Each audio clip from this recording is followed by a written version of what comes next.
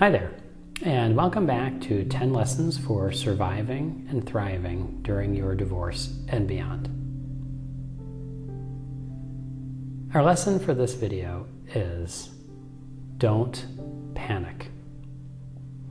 One common stumbling block that people often fall victim to when they're going through divorce is to allow your anxiety or perhaps some provocation from your spouse or some moment that occurred to trigger an escalation of the conflict. Now, if you've reached this point where you're getting divorced, it's pretty much a given that problem solving between the two of you has sort of fallen by the wayside, and you're probably not able to have rational discussions without getting a little bit triggered or a little bit overwhelmed in some capacity. It's really important when you're faced with this situation to take some time, ask yourself whether you need to respond in that moment, or can you wait? Can you take a deep breath? Can you leave the room perhaps? Maybe take a walk?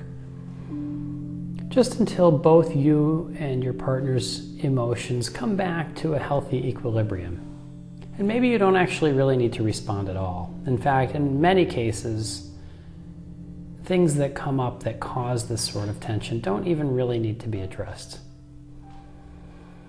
Just like in warfare, in divorce, it's so easy to escalate a conflict, but it's at the same time, it's excruciatingly difficult to disarm yourself or your partner.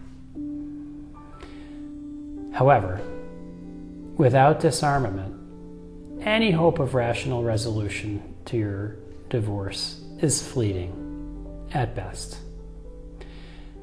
By disarming yourself, taking responsibility for your own reactivity, you can help bring the entire energy level to a comfortable low hum, which is a space that will allow you each to make decisions that address as many of one another's interests as possible, so that you can have a long-lasting agreement that's mutually beneficial for each of you and your children if you have them.